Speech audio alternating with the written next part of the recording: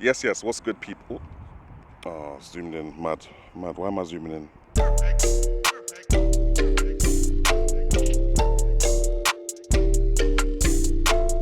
Yes, what's good, people? Tech Jamo. So, yeah, we're out here with the Honda E 6 months later, 10,500 miles later. I want to talk to you guys about how it has been to own an electric car, let alone the Honda E itself.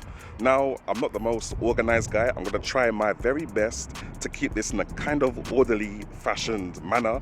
However, if I fail to do that, which I probably will do, just hit the description section below to see the timestamps of what I talk about at what time on this video. Now, let's talk about that tire first of all, because that was peak.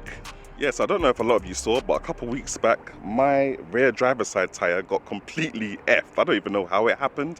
I think there might have been a little pothole or something, but it wasn't like big enough for me to pull over the car. So essentially, when I was driving along and I felt that the handling of the car was getting a bit snaky and I pulled over, to my shock and amazement, the tire was completely done. It was finished out here, innit? So obviously I called Honda breakdown assistance. They were bare cool. They sent somebody out to me, which feels like it probably was like 25 minutes. Must have been a brother around the corner or something. Especially on a Sunday morning, I was surprised. So yeah, they came out to help me out on the A2, and the brother gave me a spare tire to drive home, and he took it back and he was like, yep, now you can sort yourself out now. And yeah, that experience was all good. Now, I'm not actually sure what size these tires are, but when I went to, what was the place called? Tire City. When I went to Tire City in Gillingham, I think they used to be a quick fit. They told me if I want to get some more Michelin tires on there to match what I had on there before, it's going to be £110 per tire. And they told me that I can just change one tire, but the other tire on the other side is almost on its way out. So they were like, you know, you can just change both of them, or you can come back in a month and change both of them, but you're eventually going to have to change both of them. And see me, I'd be doing the motorway miles just like to pick up my little girl. So if it's nearly on its way out, there's no point of me going on the motorway with it because by the time I'm off the motorway, it's going to be done out here. Next was my charging flap. Now, when it was snowing, you know, there wasn't any other problems with the car. It's just that the charging flap froze shut. So when I tried to open it like this, it just wouldn't open. It was just frozen shut where the snow had got in between the creases and it had just frozen it into ice. Which wasn't too awkward for me because obviously I was at home and my car was charged. But if I was out and about, boy, what does man do? Like, the charger thing actually falls shut. And I was actually trying to dig out the ice that was in between the creases to see if I could get that working, and that wasn't happening, fam. I had to just wait for it to thaw out in the end of the day. Now, in terms of the interior of the car, there's not really much going on. I put some LED lights in there, which I'll show you some B-roll of in a minute. And that's about it. I think I showed you guys how you can get the HDMI working whilst you're driving if your little one wants to watch YouTube and stuff on there. If I haven't, I'll put a link to it right now in the description section below. But yeah, you can do that, so you can have the HDMI whilst you're driving. Now, I don't remember showing you guys this in any of my videos, but I've actually got a little subwoofer here. Now, this one's from Audison. Can't remember the model name at the moment, but I will show you guys that in a second. But essentially, it's plugged into the main 12-volt battery that's at the front of the car. I didn't realize you could do that. I thought it would be plugged into the main battery underneath the car, but yeah, it's plugged into the main 12-volt battery in front of the car. So essentially, any like subwoofer or thing that has to be powered by a 12-volt battery in any petrol car can actually be powered in this car too. So that's calm. It was easily done. It was Bromley Car Audio that did that for me. I'll put a link to their website in the description section below. Them guys were bare blessed, fam. One black guy, one mixed race brother, I believe.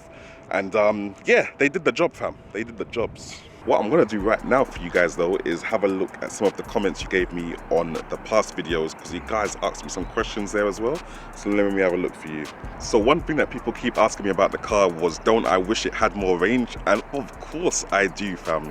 This is the kind of car you don't really get it for the range. You get it for all the cool gadgets that are inside. It's definitely an impulse buy. It's not a practical choice at all. I don't think anyone can tell me that they bought this car for a practical purpose.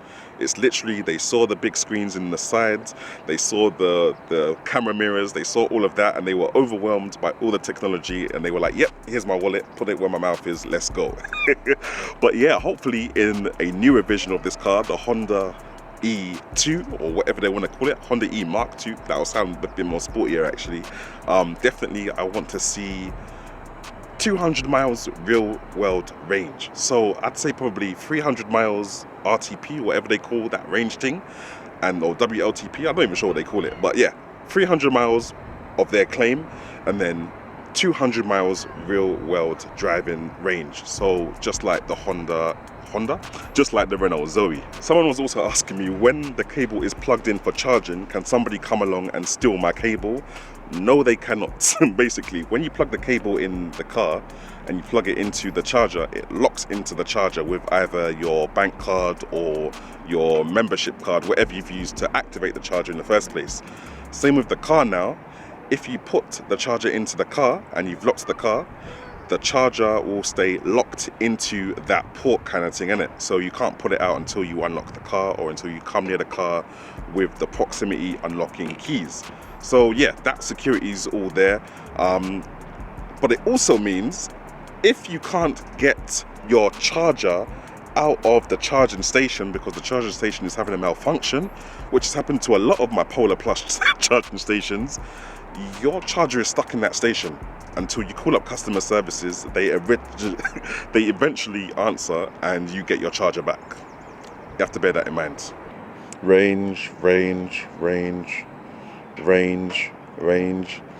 Oh, about charging speed as well. So this is what I've worked out.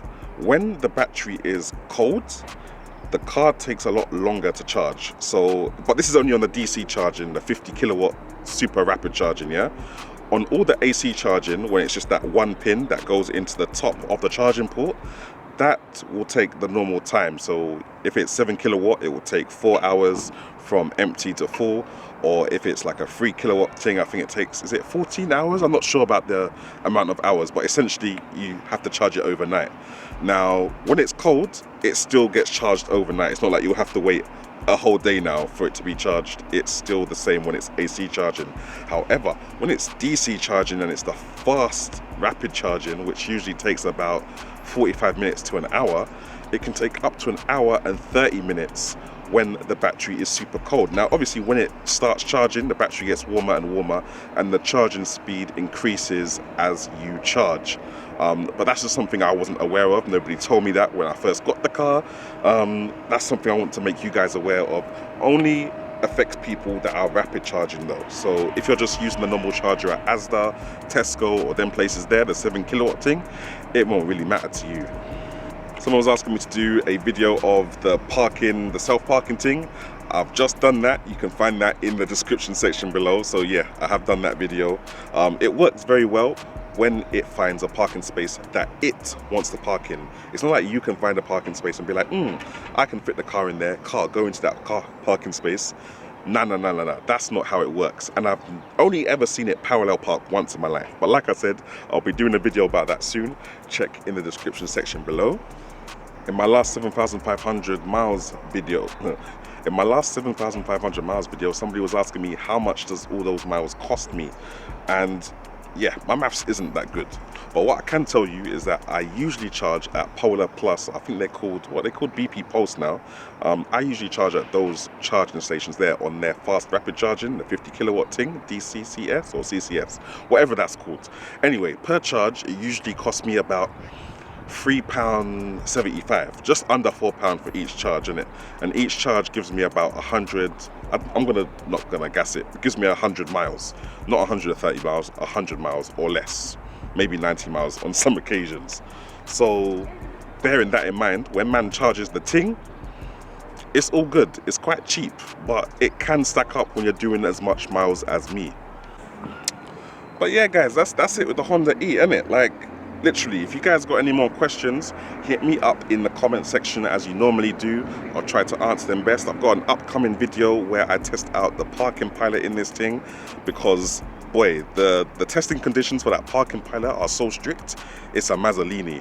And like I said before, I've only ever seen it parallel park once. So we're gonna go on a parallel parking journey and try and see if we can parallel park this thing automatically, innit? But yeah, thanks for watching, thanks for all the support and thing. Make sure if you liked this video, you hit that subscribe and like button, and you hit the notification bell for all my future Honda E videos. I do a lot of gaming on this channel. I do a lot of video gaming on this channel and a lot of other tech stuff, so if you're into that, make sure you hit that subscribe button too. Anyway, I'll catch you in the next one. Bless out.